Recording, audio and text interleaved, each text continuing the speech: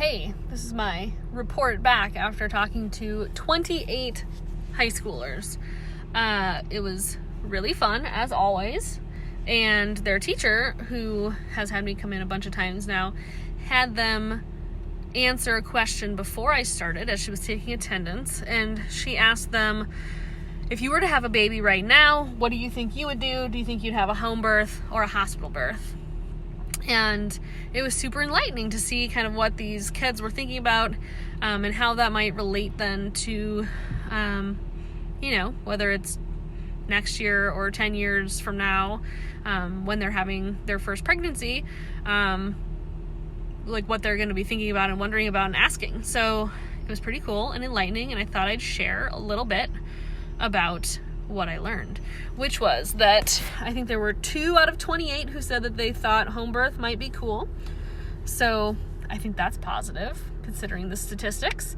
And that was before I got to talk to them and show them some cool photos. So that was a part that I wanted to share. And then the biggest thing when going around what their reasoning was for why they wanted a hospital birth, a few of them said, in case something goes wrong, which we hear a lot, right?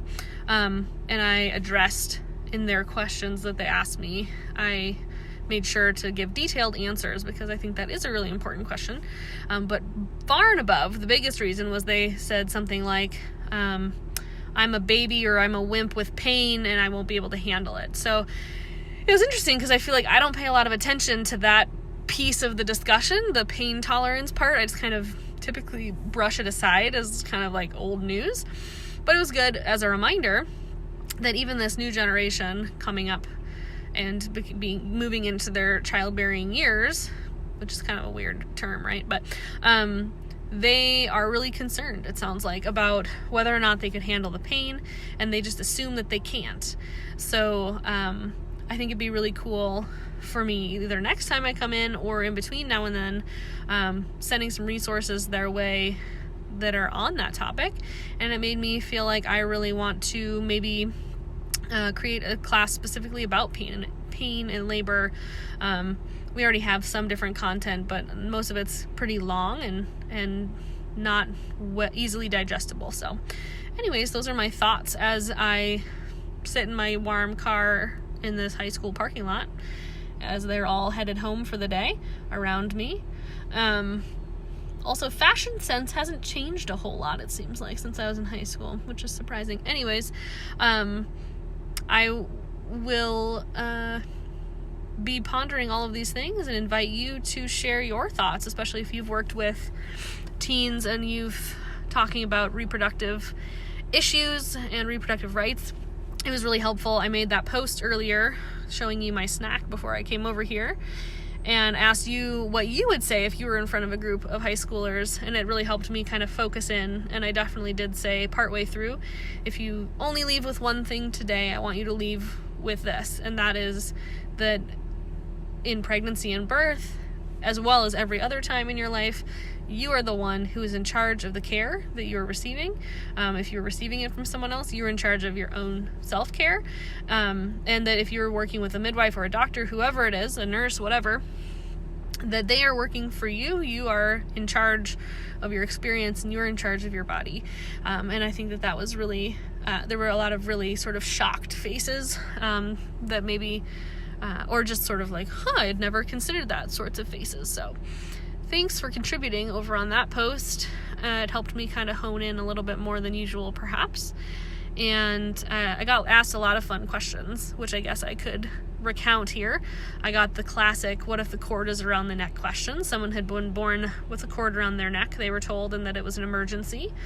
Someone asked the question, once the baby is born, do you have to take them to the hospital to make sure that they're okay? So we talked about how midwives and parents themselves are capable of seeing that their baby is healthy and normal. What else did we talk about? Someone asked if twins can ever be born at home. Someone asked, of course, always these teens want to know about the placenta and people eating it because that's fun. So someone asked about that. Someone asked how much it costs compared to hospital birth, and that was a really shocking conversation for them. They were all pretty raucous about those numbers and thinking about that. Someone asked how many births I've been to and how many I go to a year. All kinds of cool conversations were had. So I hope that it was educational for them. It was fun for me, as always. And I hope that perhaps if you're watching this, that you will be inspired to reach out to folks in your community. And I had never thought really that this would be the class that I would do this in. It's the early childhood development class. Sorry, I'm just trying to not get this weird snow glare, but so I didn't even take, I didn't take that class in high school, and I didn't even really know it existed. So reach out to as many people as you can about coming and doing a guest lecture sometime for these students. I'd love to talk to younger students as well. So I'm saying it for myself as much as you all, to be ambassadors in your community, to be talking about these topics and making them normal. This teacher's really sweet. She said at the very beginning of the class, she said, I had 4 hospital births, but if I had been more educated and I had known about home birth and midwifery as an option, I would totally have hired someone like Margo, which I thought was such a sweet compliment. It was never, that wasn't how we had connected. She had just reached out to me when she was looking for people to come in and talk about what they do in their work.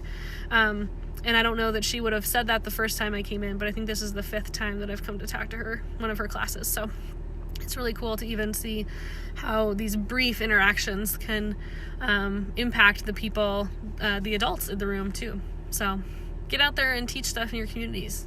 That's what I will have as my parting words.